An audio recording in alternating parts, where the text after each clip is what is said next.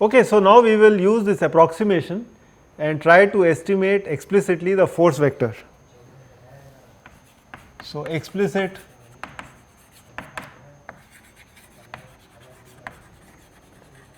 calculation of the force vector E.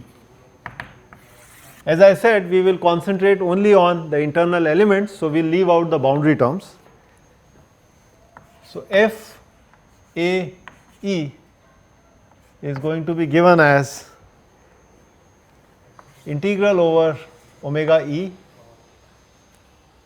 times N A, which of course has to be done for each x in this domain, times F, which could also depend on x, dx.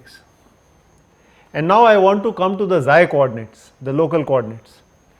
So, this is what I will do. I will write this explicitly as NA x, which is a function of xi, and for f I am going to write this down as f1 e times n1, which is x, again a function of xi, plus f2 e n2 x as a function of xi times dx. And now of course I can do the change of variables. So, this goes from -1 to +1. These Na as a function of xi I already know. This is 1 plus xi a xi. This is f1e, and for n1 we already know this is, so there is a half here, sorry. So, this is going to be 1 minus xi by 2 plus f2e, which is 1 plus xi by 2, and then for dx I have x comma xi d xi. Okay. And one can evaluate this integral. I will not bore you with the details, but this is what we will actually find out. So, f e, I should be able to write this as h e by 2, and then this would be 2/3 f1 e plus 1/3 f2 e, and this one is 1/3 f1 e plus 2/3 f2 e, plus of course the boundary terms which we have neglected or we are not accounted for. By boundary terms I mean the G and H type.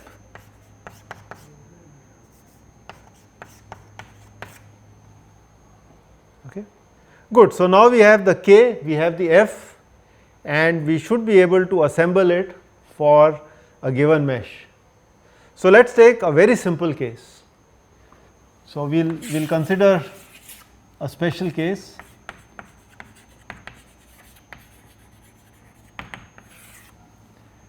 So, we are going to consider a uniform mesh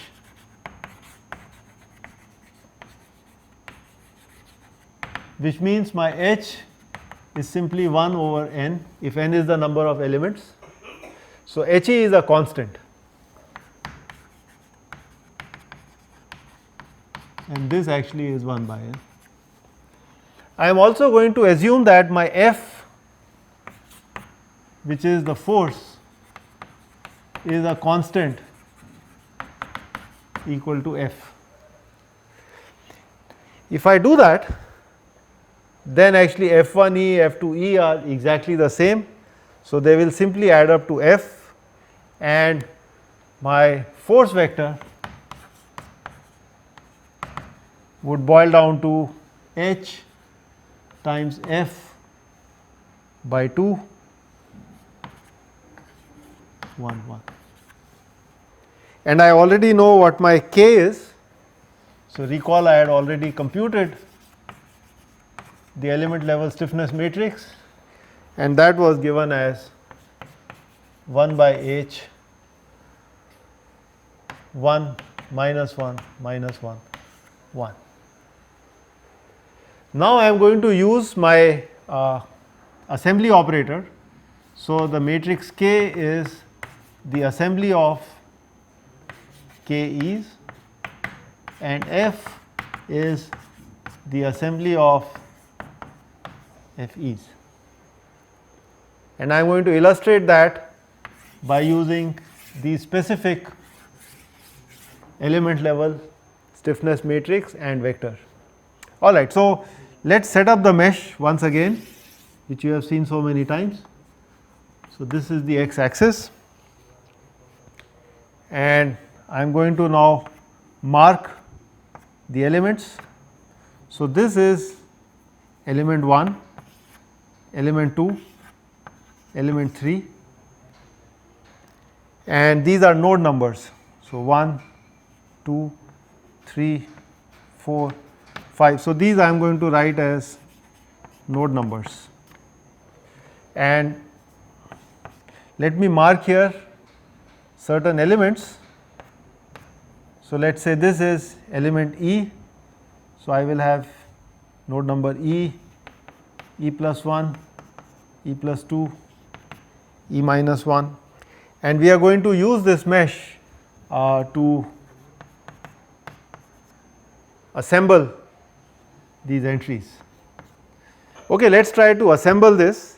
I will make a template for you for the K matrix and also for F.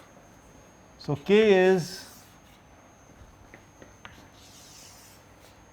a n by n matrix, and likewise F is a n by 1 vector. To help you understand the assembly process, I will mark distinctly a few rows and a few columns. So let us do that.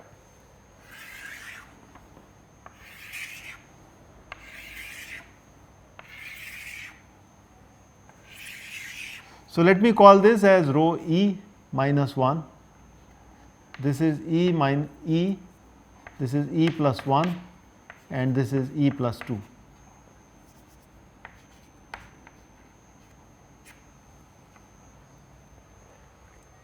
Likewise, I will mark certain columns.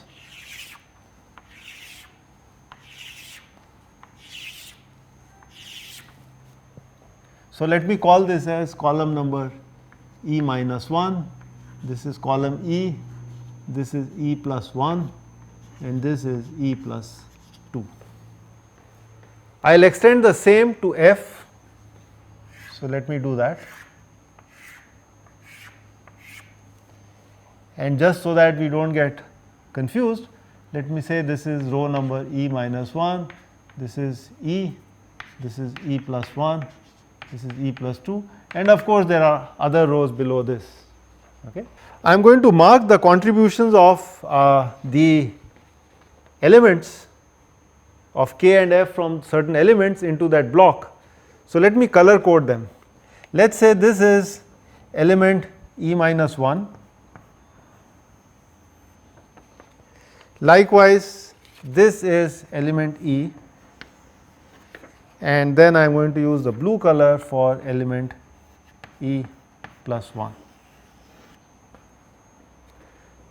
So we will assume that we have assembled all the elements up to E minus 2, and we are now going to take the contents of K and F which exist and add to it the contents of small k and f corresponding to element E minus 1.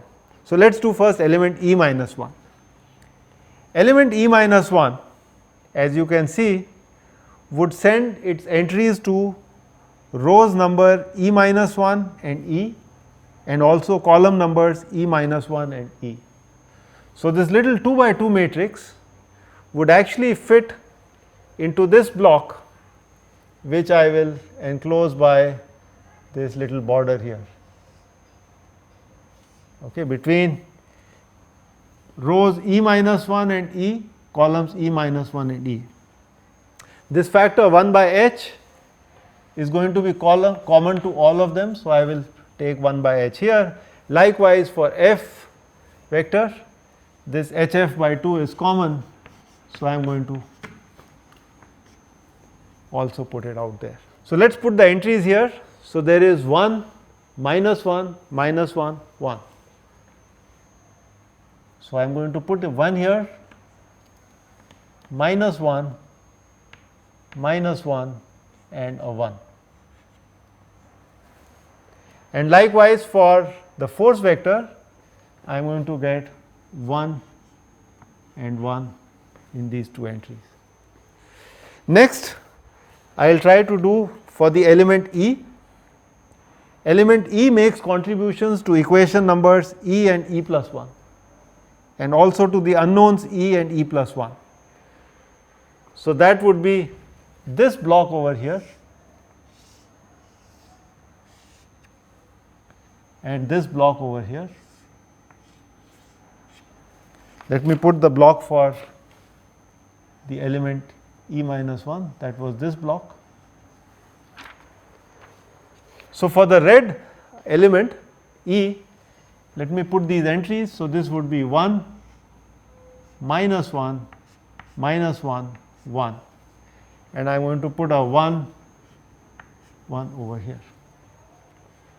Now, let us move on to element number E plus 1.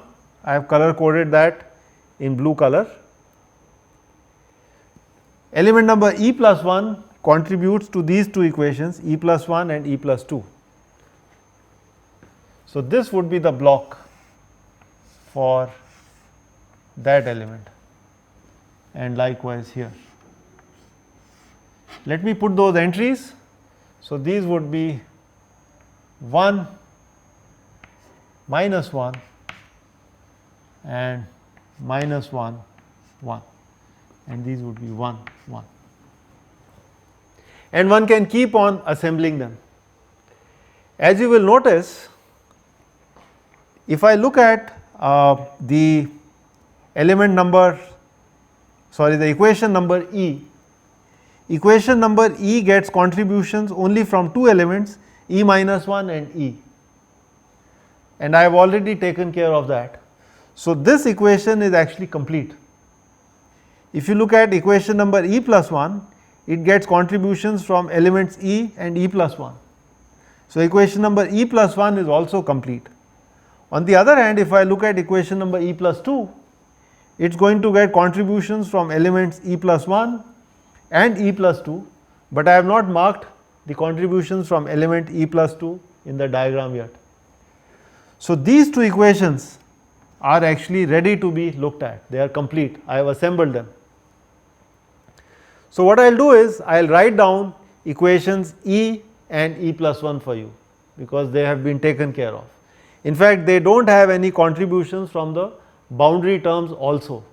So, in that sense they are as complete as it gets. Okay. So, we have successfully assembled these two equations. So, therefore, let me write down equation E and equation E plus 1 for you. How do we generate these equations? Well, we need to do this, K D equal to F. So, if I want equation E, I take this row and I multiply with the corresponding column vector which contains D, and then equate it to the entry from F. So, as you will notice, all these are 0 here, okay, only the non-zero terms are written over here. So, for equation E, I have minus 1 by H times D E minus 1, right, that is this term, and then from here I am going to get plus twice but over H times D E, and then for this term, the red one, I am going to get a minus 1 over H and D E plus 1. So, this already gives me K times D, and now this is equal to, I would get the corresponding entry from the vector f, which actually in row number E is going to be twice times hf by 2. Okay. So, this is my equation E. If I now try to write down my equation E plus 1, I will have to look at this row, and you will notice that the first entry is a minus 1. So, minus 1 by h, and this is going to multiply my dE, and then I have a 2 which actually will multiply dE plus 1, and then a minus 1 over h dE plus 2, and this would be twice of hf by 2. So, I have been able to write for you 2 complete equations. Okay. So, let us simplify this a little bit. So, let me call this as equation A, this as B. So, let me look at A. A is going to be given as d E minus 1 minus twice dE plus d E plus 1. So, I can cancel these two over here, and this is this divided by h square equal to an f. This is the stencil that I get for equation number at node E. Right. Let us see what a corresponding finite difference method would give us. So, a simple finite difference method. Again, I am going to assume a constant f. So, we are looking at u comma xx plus f equal to 0. We will make this mesh. So, this is node number I, this is I plus 1, this is I minus 1, and I am going to write down the Taylor series expansion, and I will assume that this distance between all the grid points is h, just like I had done for the finite element method. So, I can write down u at x plus h is u at x, which I will simply call as okay, plus u comma xx, sorry, u comma x times h plus u comma xx h square by 2 plus u comma xxx h cube by 6 and higher order terms.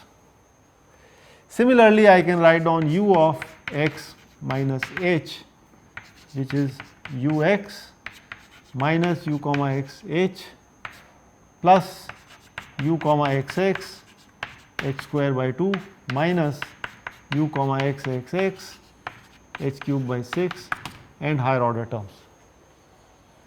Okay. I am interested in the approximation to u comma xx, which is over here. So, I can simply add these two equations, and if I do that, so let me call this as equation 1, this as equation 2. If I add them and try to evaluate what is u comma xx, then you will notice u comma xx can be approximated as, I take u x plus h minus twice u x plus u x minus h. These two add up, so I get h square, so I will divide this by h square. These two terms will cancel out, and what remains is a term which involves some constant, let me call it, and this would involve a fourth derivative, and it would involve h square, because that would be h to the fourth, but I am dividing by h square. So, the error is of the order of h square. So, if I use finite differences to approximate my second derivative with this 3-point stencil, which I can actually write u at I plus 1 minus 2 ui plus ui minus 1 by h square, then the error is of the order of h square. Now, I can approximate u comma xx with this stencil, and the resulting equation that I would get is, so the finite difference method would give me ui plus 1 minus 2 ui plus ui minus 1 by h square, this plus my f is 0. Okay. I think I missed some sign somewhere. You may want to check that. D E, yeah, I think I must have missed a sign somewhere, but up to that you can see the two methods are identical. So, the finite difference method and the finite element method, they give you the, or the Galerkin method, they give you the same thing. Okay. So, this is same as Galerkin, but I must warn you that if you take higher order approximation, or if you do unsteady, or for that matter if f is not a constant,